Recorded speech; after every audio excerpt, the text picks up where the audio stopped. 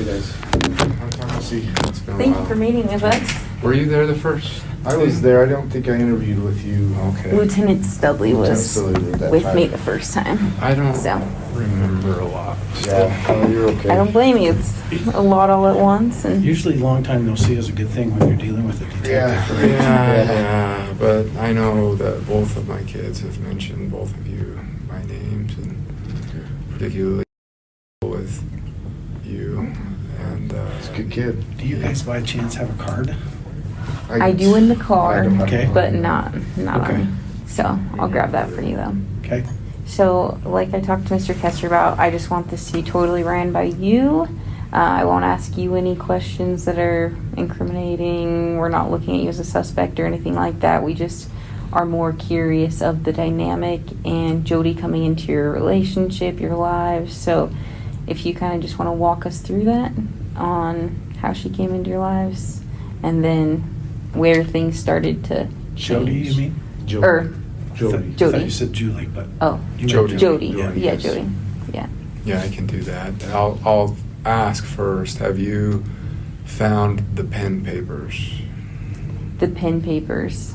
So we found quite a bit They're- of different We journals. believe they're on the computer, and the rest of them are sealed, like they're trying to mail them off. But we do not have a direct copy of it, no. Because my understanding was we had purchased as a Christmas present for Jody in 2021 a leather folder that, 3 inches thick or whatever, and it had engraved on the leather on the outside the pen papers, and Ruby wrote detailed notes of everything, all interactions with Jody and Pam Botcher from August 2021 until I don't know when. And you're saying something like, is it like a satchel looking leather bit, or is it more like a binder? No, it's like I don't even know what to call it. But it's flat. You it's said well, we yeah. found something. So It's you just like a see shorter, because we do have Ruby's journal, which is from those dates that you mentioned. these about this things big? are going to be so.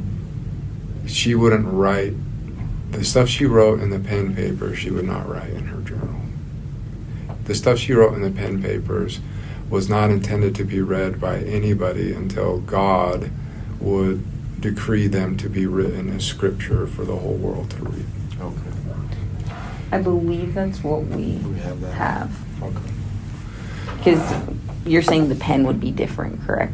It's like a. Well, it was just in a thing called the pen papers. So it was, and that's how Ruby referred to those papers. Yeah. So it described all of the visions and trances and everything that Jody and How Ruby thick- went into. How thick would you say it was? It was like 3 inches thick or so. And there were hundreds of pages of written documents that Ruby had. And that was given to Jody in 2022 when she left and returned to her home in January. So, This is similar. yeah, like it would look like that. Okay. That's not the journal that we have, so No, I think you're talking, it looks like a satchel. Or It's something Jody would not want found, yeah. but she wouldn't want to destroy it. Because either. we Found didn't the find that empty in the one. home. We found an empty one. We did find an empty one. I don't So remember saying anything Oh. on it though. There's an empty thing like that. Yeah. There was a full thing, but it was. If dated the further back. empty one says the pen papers on the outside of it, then they emptied it I and don't, did I something. don't remember. we'll go that. back through our photos and see if that's Yeah. because everything in the If- home was photographed. So. If you're interested in Pam Botcher, Mhm. that's going to tie Pam Botcher to all of this. What's in those documents? Okay. Okay, so Can I just interrupt for a minute? I'm sorry. Sure. is it okay to bring the puppies? Yes, we want the puppies, right? Okay. Okay, so why don't you finish here and then call me when you're done and we'll, Okay. Hey, will you let the bailiff know we're in here so she can bring us a copy of the order? okay, let me see if I can find them. Okay. Thank you. Thanks. In 2018, we were cycling that's going to be hard to find in today's world. Good luck. Ruby had a very close friend named Paige Hanna, who lives in Mapleton, who was a massive fan of Connections and Jody Hildebrandt. In fact, the Hannas are on the cover of their book. If you've probably seen them. And so Ruby started to speak with Jody towards the end of 2018, early 2019, with the intention of having her be the therapist to Jody. Jody always had a larger interest in communicating with the parents more than with the actual patient, which I always found curious. But her theory was, if you want to help your child, you have to help yourself first, and then you'll know how to help the child. So she spoke with Ruby frequently, and the frequency of their communications ramped up. And then the first conversation that Jody had with Chad was in June of 2019 while we were on a trip to the East Coast. All of her visits with Chad virtual through Zoom. But she would talk with Ruby on the phone or through Zoom quite frequently. So Jody met with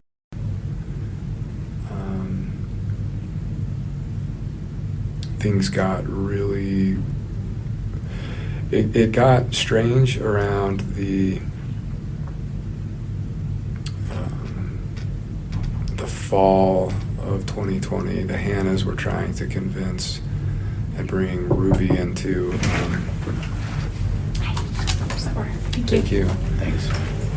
Into this organization called Connections, and that particularly were focused on things like lust versus love, and healthy marriages, happier marriages, happier relationships. She invited me to go to it was like a conference or something held at Thanksgiving Point in Lehigh.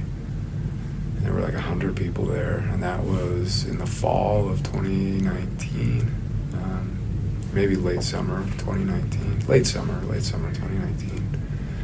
And my impression at that time was this is absolute craziness. This is a bunch of man-hating women that are just looking for excuses to tear down their husbands, and I mean that's what it felt like to me when I was in there. But it was confusing because there were people that I respected a lot that were up on the stage with microphones in hand, giving testimonials of how great this was and how it changed their lives and their marriage, and like the Hannas were among them, and so yeah, it was confusing.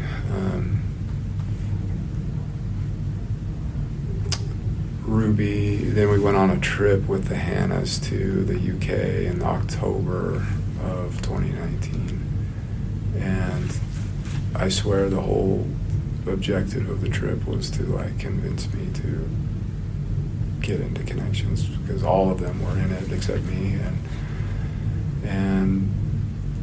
but they made some really eloquent arguments, and I agreed to join a men's group with Jody in January of 2020, and I would do it for 3 months.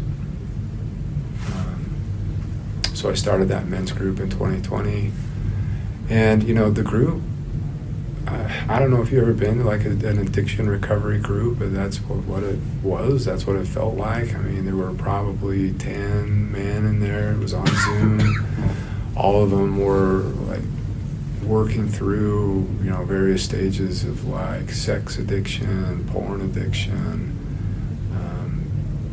drug addiction, and it was just it was like a 12-step group, but intended just for general addiction recovery, and I really was like, what the hell am I doing here? I don't belong here. But everyone's like, no, come here, like you can learn to have a better like life and a better marriage. And so I thought, okay, whatever. I went through my obligatory 3 months, and I was ready to leave. And then I got challenged to. Oh, thank you. And then I got challenged to sit down and have a vulnerable conversation with my wife and ask her how my lustful choices have affected her. And, to me, that was like a loaded question. I thought, I still didn't see what I had done or anything that would constitute any form of like, abuse or anything like that. And, but I did. I took the challenge and I sat down, and for 2 hours, Ruby very emotionally just shared how she felt in our marriage and how the things that I, over 20 years of marriage, asking for sex as a husband frequently, or asking her to wear lingerie or things like that, how that made her feel. And it was really emotional, and it touched me. Like, I didn't realize that she felt so strongly about that she felt so hurt by that. And so I committed that I would really give it a go. And I stayed in the men's group. And so, in that men's group, I met with Jody every week, with the other men that were in the group. And then it got weird because like our marriage felt like it was getting better and stronger. So this was now, summer and fall of 2020. And in addition to that, there was the whole YouTube cancel thing. I don't know how much you guys are even interested or aware of that, but in May of 2020, some videos that Ruby released on that dealt with Chad just blew up in her face, and it was all over the news, and hundreds of thousands of TikTokers and all this stuff were just piling on and basically burned down like our YouTube channel. And overnight, like the income went, we lost 90% of the income overnight, and that was hard. Was this like which episode was this? Was this the one where they talked about like the bean bag? Or Okay. Yeah, and then they started going back and trying to dig and find, and then they'd find these little nuggets like, oh, look, Eve went to school without a lunch one day, or stuff like that. And, but it was the beanbag video that really set people off. So then they went back from there. Mm-hmm. So at that time, Ruby was really distraught, and she was looking for support. She was looking for someone who would understand her, who would validate her, and she found that in Jody. All the stuff she did with Chad was because of Jody, and so it makes sense that she would go to Jody, for emotional support when she felt like her world was burning down. In the meantime, I felt like our marriage was getting stronger. It felt better. Like we didn't fight as much, and even though we were having less sex, it felt more connecting, and it was just. I thought, wow, this is great. Like, this is great, and I was happy to be the guy up on the stage. That started sometime in like late 2020 or the fall of 2020. There would be a conference, and Ruby would say, I thought we were just attending it, but then she'd say, hey, they wanted us to get up and tell our story, and I'm like, oh, okay, sure. And so I'd get up and just say, like, yeah, I was the guy who said, I think this is a bunch of like, man-hating, women, but it really has made a difference in my marriage, and it really did. Like, I believed it. And so those conferences and stuff, everything continued like that until March of 2021, when after a conference, a connections conference down in St. George, all the inner circle, all the people who were being trained as mental fitness coaches and stuff. So that was Ruby and a bunch of other people and their spouses. We went out to like a dinner afterwards, and that's where Jody really opened up to the women in a private conversation that she believed she was being tormented and haunted by shadow figures every night, and that was spooky, and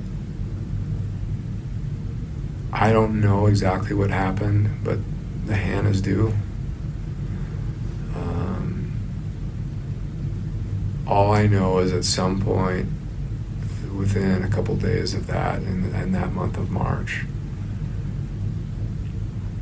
the Hannahs drove down from Mapleton and picked Jody up and brought her back to their home in Mapleton, and she lived for 6 weeks in that home in Mapleton. And this is where, I don't know what happened, but I do know that there's two different sides of stories. They tried to introduce her to a new cult lady that the Hannahs were getting into. So they wanted to merge their cults into one, apparently. And They referred to it as a cult at the time? oh no, no one in a cult says I'm in a cult. Right. I was wondering. But from your perspective, it looks like two cult leaders merging together. From where I stand now, absolutely. According to Jody, she was held against her will for 6 weeks and was kidnapped, and she escaped and got out. According to the Hannahs, after 6 weeks of Jody stabbing herself with forks and knives, cutting herself, and wanting to commit suicide and trying to seduce the husband of the family, they kicked her out. I don't know what's the truth. Maybe a little bit of both, I don't know. But the point is, somewhere around mid-April, Jody was back in her home in Ivins, and she was a hot mess. And she reached out to Ruby for help. And Ruby was always jealous of the Hannahs, that they had a better relationship with Jody than she did. Ruby, and this is goes back to her childhood. She wanted to be the best friend. She wanted to be the most liked. She wanted to be the one that everybody knew. And so it hurt her that she felt like she was being excluded from what was going on at the Hannah's house. And then she'd say, why so many secrets? And the Hannahs would say, it's not secret, it's sacred. And when the time's right, you can know too,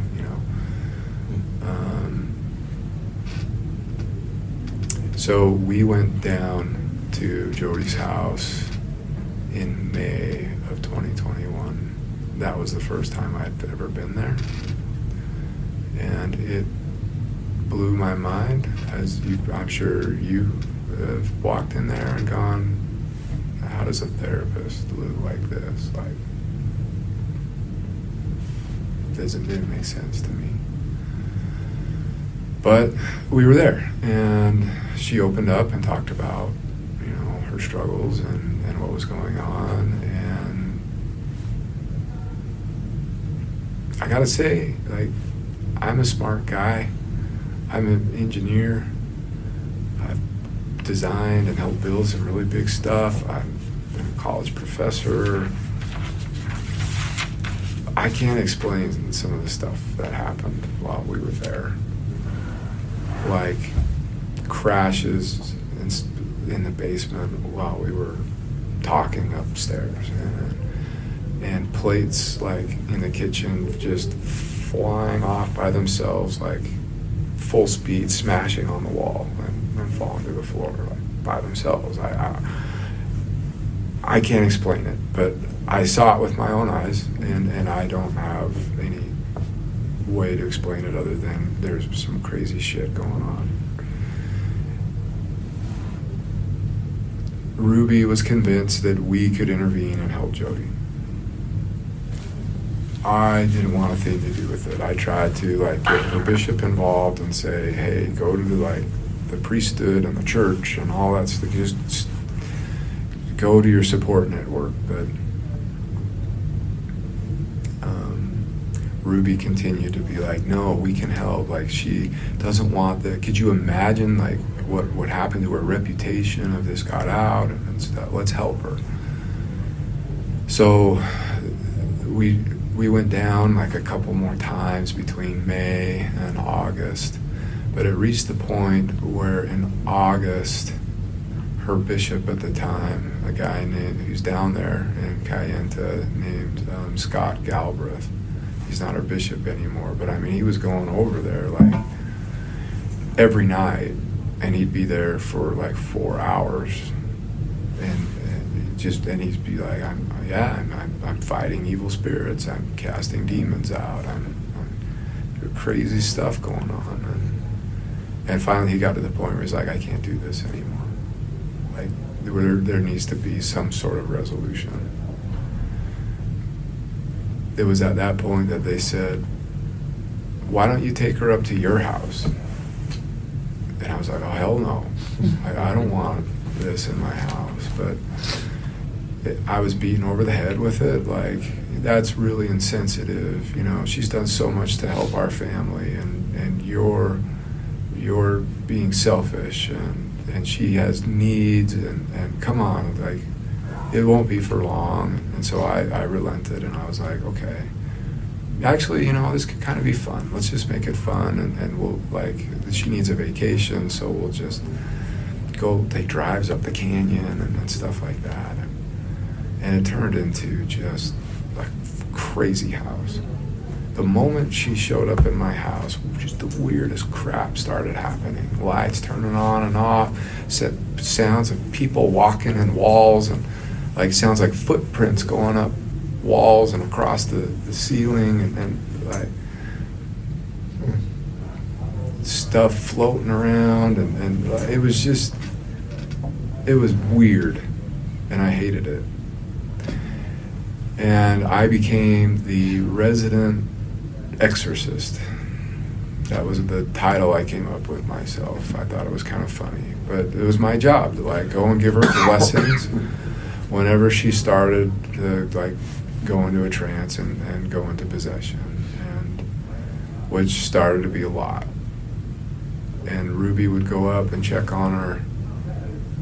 It started like every 4 hours at night, and then it moved every 2 hours at night, then it moved every hour at night, and then at some point Ruby said, you know what, I'm just going to start sleeping in there, and if I need you, I'll come down and get you. I'm like, that's kind of weird, but okay. And that was that. They started sleeping in the same bed, and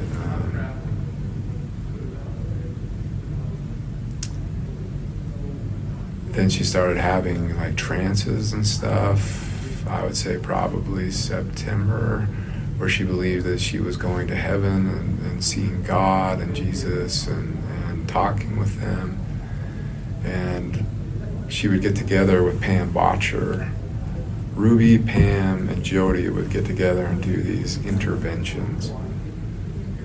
That's what they called them. And so they'd just go up and lock themselves in a room for 4 or 5 hours, and then they'd come out and they'd all just be on cloud nine, and Ruby would share with me like she had this amazing vision, and I wrote it and recorded it all down, and we have a work to do from God, and you're part of it, and the bishop's part of it, and we're all part of bringing all this stuff to the world. And so it was, and it continued like that until I wanted to move on with life. And I would call it dragging my heels, so that was around October, and Jody flipped out because during one intervention, Chad was in the backyard with a bunch of friends, and it was my job to keep all the kids contained in the basement watching movies or playing video games. And I took the dog on a walk, and I thought they were done, but they weren't done. And Chad had all his high school friends over in the backyard. Jody flipped out. She was ready to come back to Ivan's on her own that night, and Ruby and Pam talked her into staying. But that was the first night where Ruby said, "I want a separation from you." And it was an in-home separation. And so it was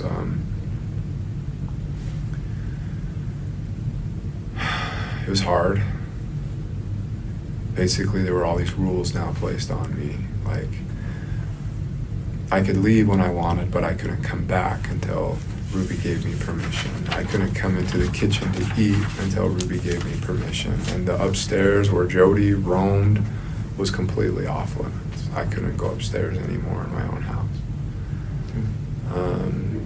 And there would be, Ruby would dictate all of the terms of how our interactions would be, when we would talk,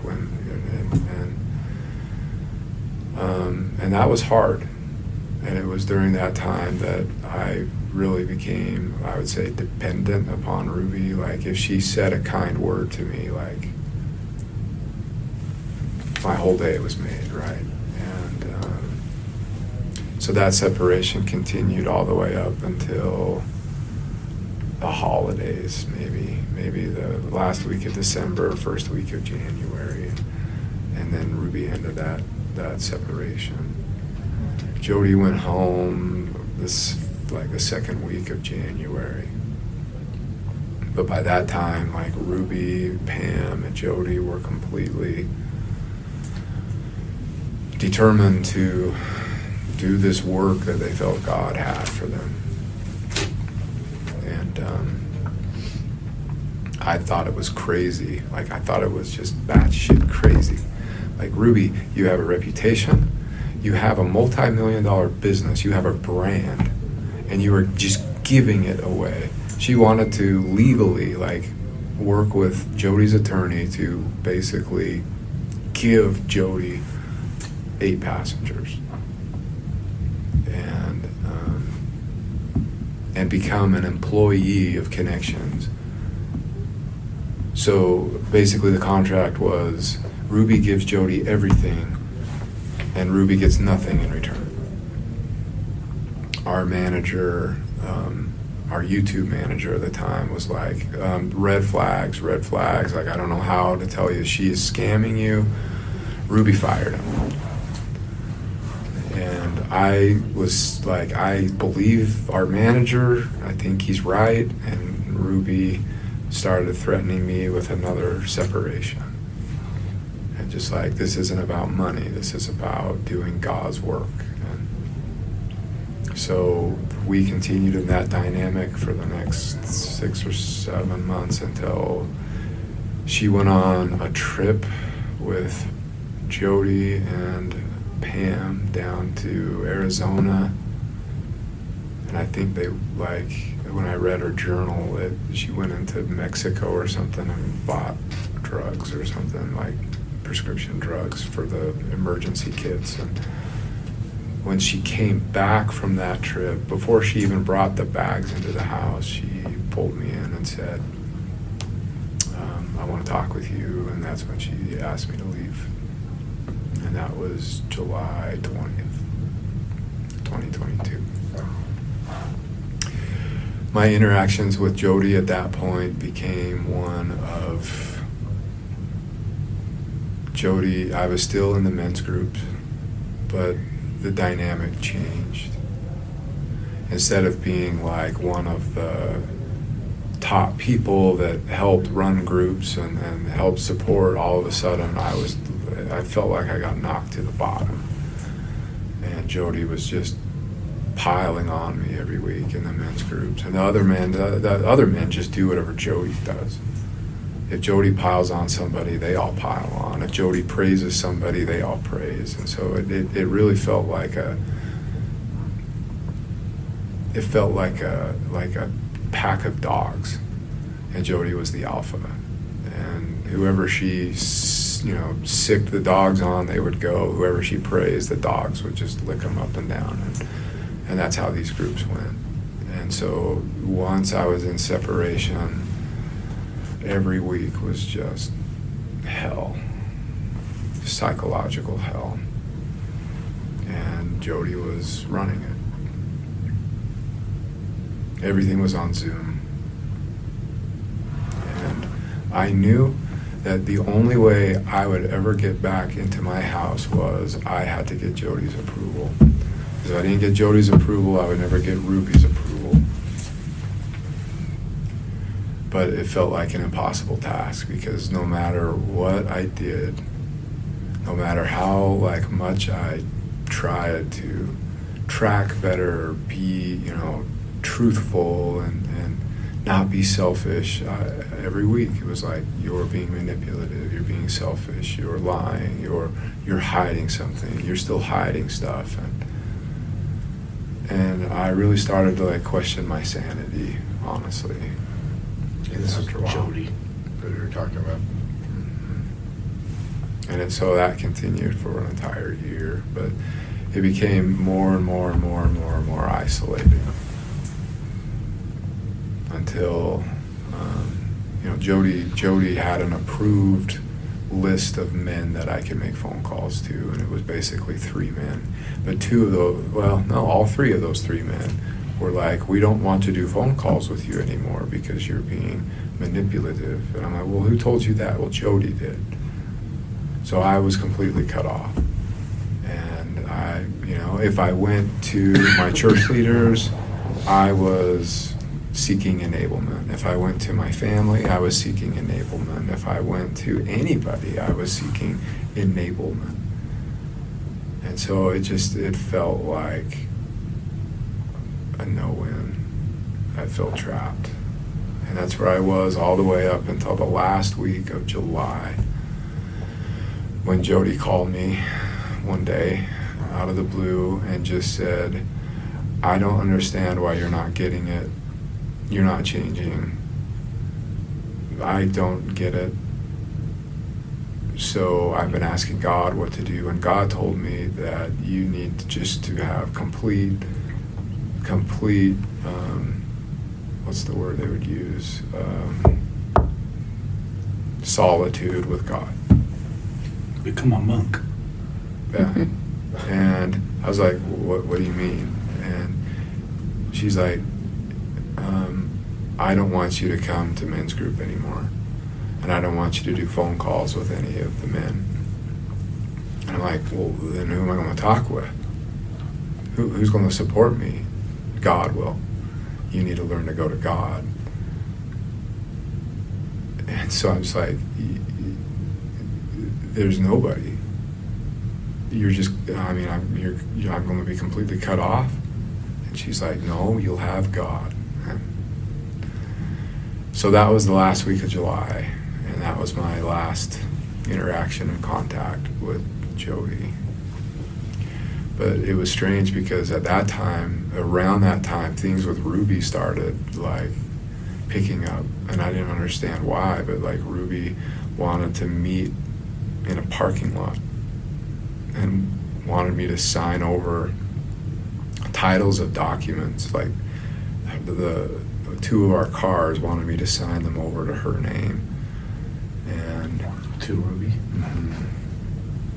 But I was like, okay, I'm just not, I'm in total compliance mode at this point. Just I'm a good husband, you see, you can trust me. And so whatever she asked, sign over the cars to me, no questions, just okay. And then another thing, she was like, I might want to do an investment, but I will need your signature. Do you trust me enough that I could get your signature if I wanted to pursue my own investment? Yeah, sure. Whatever you say. How big of an investment was she talking about? What did she tell you?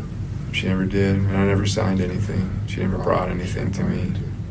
But when I returned to the house, everything was packed up, and a neighbor came over and said she asked for the HOA rules and mentioned to him that she wanted to rent the house out, which I was like, yeah, are you kidding me? And she wanted to sell the house, but couldn't because my name was on the mortgage. And I think that's what she was talking about, of, will you sign something if I just put it in front of you? And you know what? I probably would have. Like, that's how messed up I was. I'm glad you didn't. Me too. That would have been disastrous. Yeah. But I can't describe to you what torture and hell it was to live an entire, it was more than a month really, in complete isolation. Believing that I was like evil and, I mean, manipulative and lying and selfish, and that I had abandoned my family, and that I was more interested in my selfishness than my family. And I think moving forward, you going through that is going to be extremely helpful. I felt that way because a lot of those are the same words that were used with them, and you're going to understand how they felt, you know.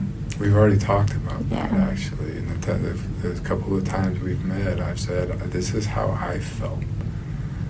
Did you feel that way? Like, yes, this is how I felt. Like, when we each confess to things that we didn't do, I'm like, I confess to things I never did, but I was so scared. And he's like, that's what I did too. So we connected on that level, you know, and it's crazy that anybody can get to that level of desperation, but we were there. We were there. Oh. And this was the end of July, what you're saying? End of July 2022, or the last time you saw Jody was 23. 23. Okay. The last communication I had with Jody was the last week of July. Might have been like the first couple days of August, but just So that it's just little shortly time. before we made contact with you. Yeah, Or a you month. made contact with us. A month before. Yeah. Okay. So for that whole month, my life was literally wake up, exercise, go to work, pretend everything's okay, come home, do connections like workbooks and read scriptures and try to strip selfishness out of my life. Like, go to bed, wake up, repeat every day, boom, boom, boom, boom, boom. I mean, I was so upside down. And my plan was in 6 months I get to reach back out to Jody again, and she'll let me back in the group, and then I can prove. Oh, I don't know if I heard a door knock, but it's Don't have one for you, too. Might be your kids. might be. Oh, And we can, has it been an hour? Almost.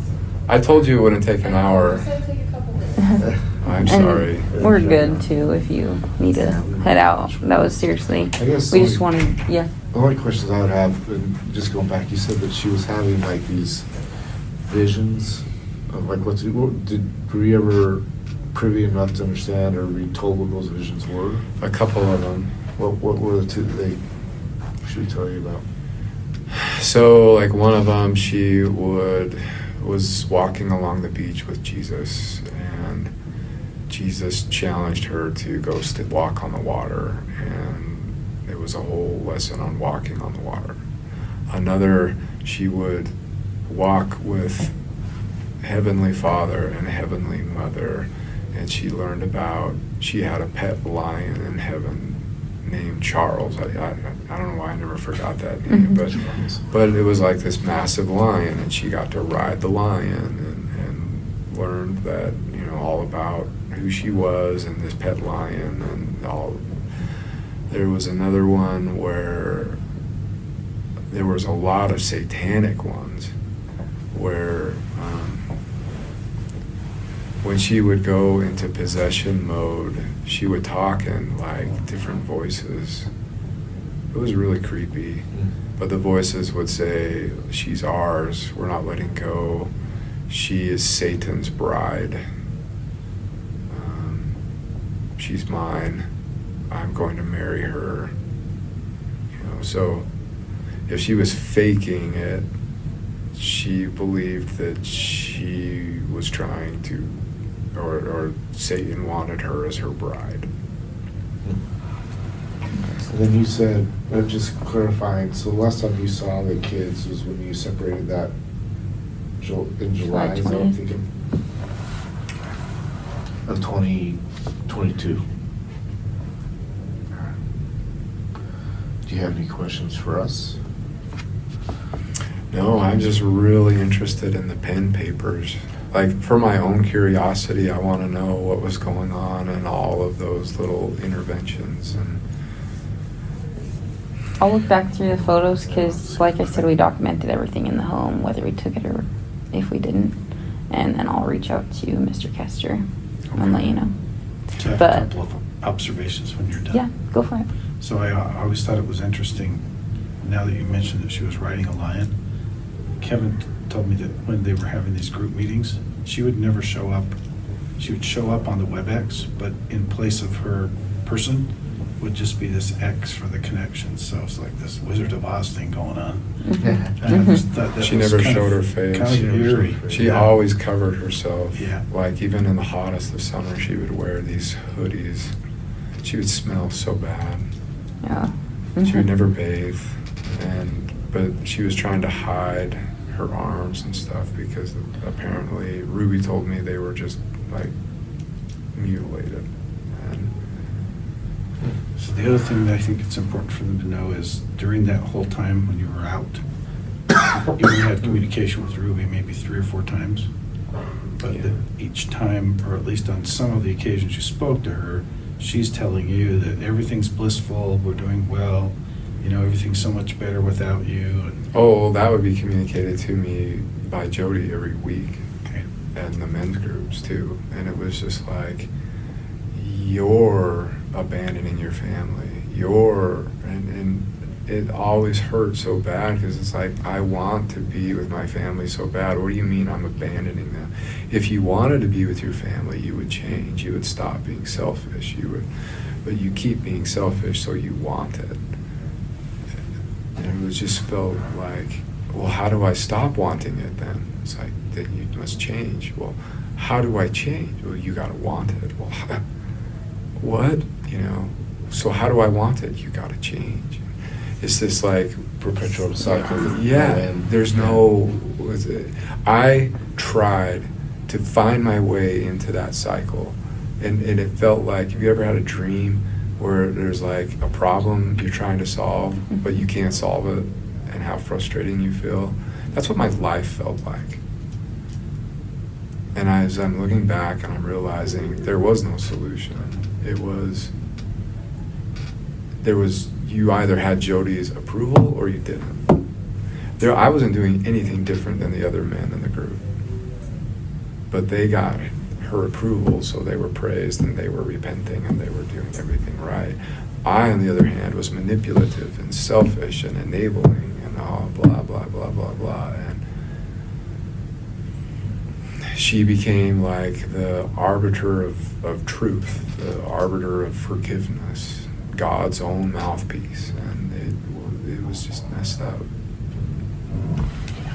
Well, I'm glad that you're seeing Realizing that. clearly, and Coming out of the kind of fog. came out of it. Yeah. Yeah. So. Yeah. One last Mhm. discussion. So, in the home, when the warrant was issued, there was a bag with $85,000 cash in Yes. it. And I understand her lawyer, Ruby's lawyer, has all that I'm not. Which home are we talking about? Ivan. In in Ivans? the Ivan's home. We don't know.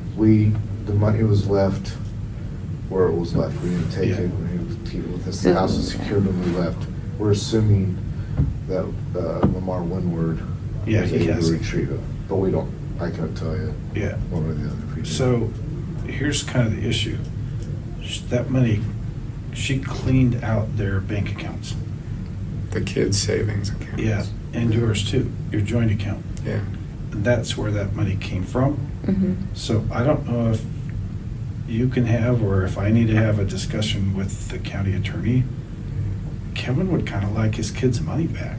Yeah, so it would be civilly, so I would go address that. Talk to Lamar. and Lamar, see, yeah. see what those funds are being used for. I don't think he wants to give them up. And I wouldn't either if I were Yeah, him. yeah. I think he's using it for attorney fees. Yeah, I don't know if the county attorney is gonna be able to separate that out unless the judge has already separated it out.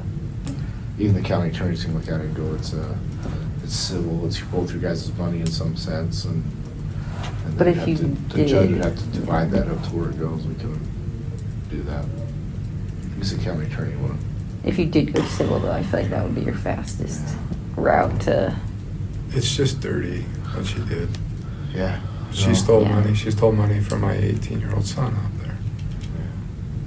And it's wrong. Well, the other thing that you didn't, that, I don't know, I mean, there's a lot there, but I think they need to know that while Jody was living in your home, she was also purportedly giving therapy to Chad, and Chad was Every paying week. her. And he's like, what, At that time, we 15, were 16? paying her. Oh, okay. It wasn't until Chad moved out that part of his therapy was he needed to pay for his own therapy. So at age 17, he was paying her $900 a month to get Dad brainwashed. at 17? He did. What was he doing for work? He worked at he's a lifeguard, basically. Okay. Lifeguard supervisor at So two most of his different rec check. centers. Yeah. So it was like the majority of his check was going to Jody. He was paying her more than he's paying rent, wasn't he? So, 3 times as much. That's crazy. She's not a nice Obviously, you've person. seen her house, and what she has, she's making, there's a lot of money going around.